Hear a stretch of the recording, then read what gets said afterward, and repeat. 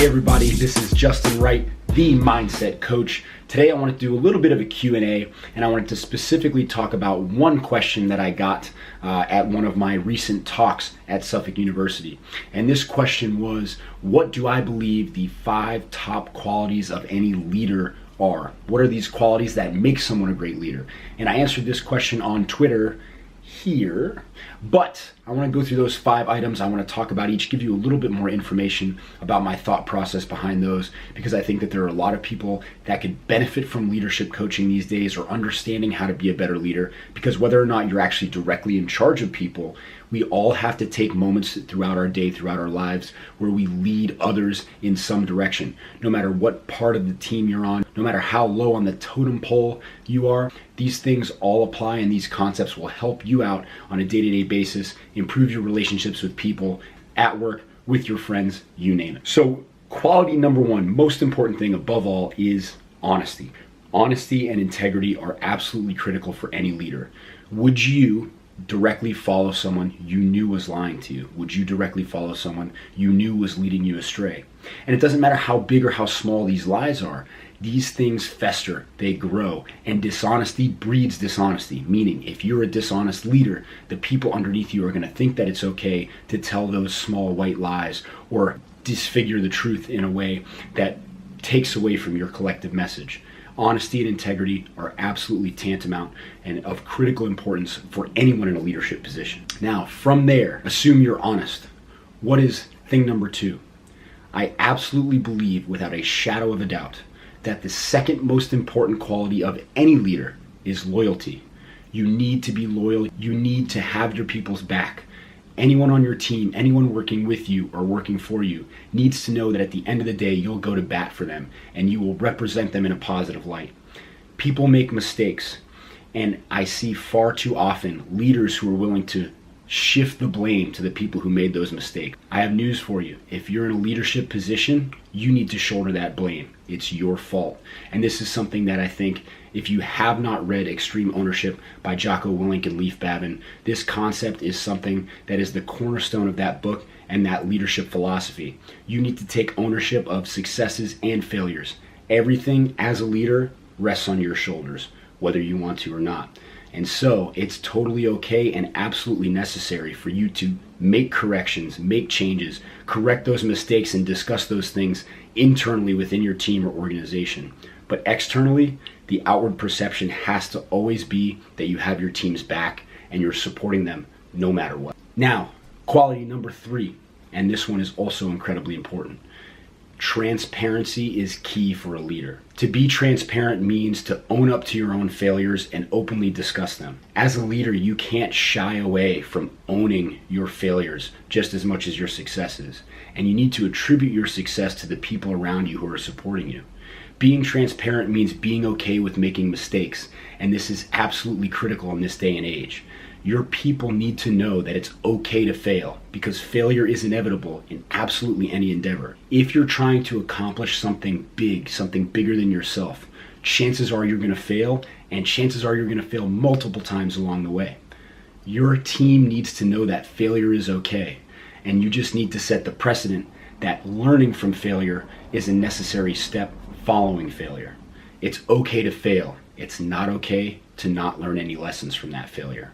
And being transparent as a leader means that everyone on your team knows what you're doing, knows where your thoughts are, everyone is involved in the decision-making process, and everyone gets to weigh in on those decisions.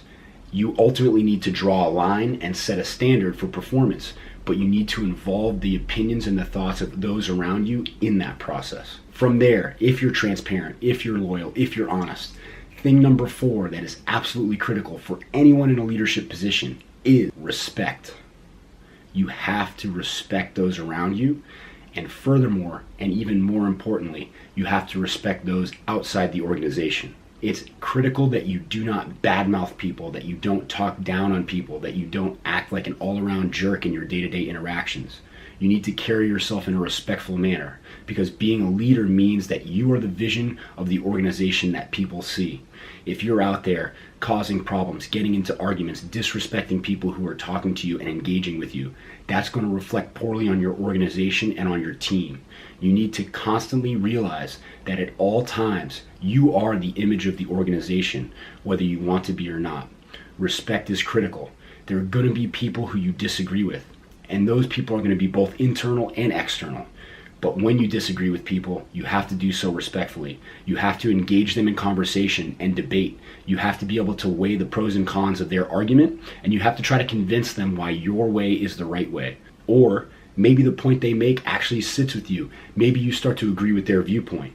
But you can never get there if you're disrespectful from the outset.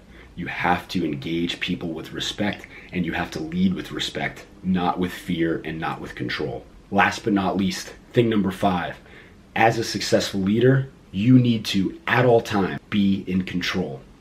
This goes along with the respect side of things. In public, in your interactions with others, in your interactions within your organization or within your team, you need to be in control. It's never okay to lose your cool or lose your head. It's never okay for you to let your emotions get the best of you. The microscope is constantly on you and your decisions. You need to be in control, and you need to understand that you always need a level head no matter what. You should have people you can rely on to have honest conversations and get things off your chest. But at the end of the day, you need to control that temper in all of those situations. Now, these 5 points are all critical and very important. But the one thing I did not mention is communication. I had somebody ask me about this. They said, "Hey, Justin, why didn't you include communication on your list of 5 traits?" And the reason for that is I think communication is a key skill for everyone across the board, not just leaders. You need to be able to formulate your opinions and have an intelligent argument, and you need to be able to communicate effectively with those around you. This is universal for all of us. Communicating effectively requires that you listen more than you speak. It requires that you understand the viewpoints of others. It requires that you ask the right questions and you're genuinely interested in the answers.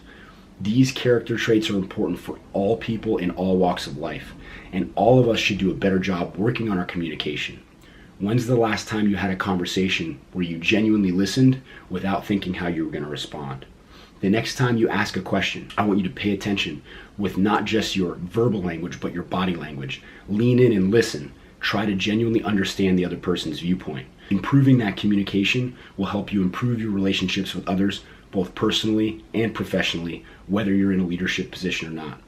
So, if you want to be a successful leader, you need to be honest, loyal. You need to be transparent. You need to act out of respect.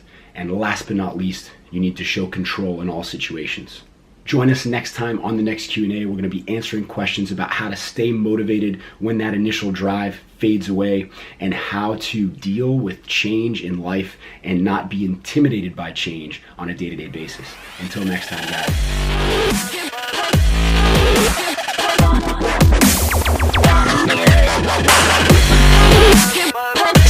guys.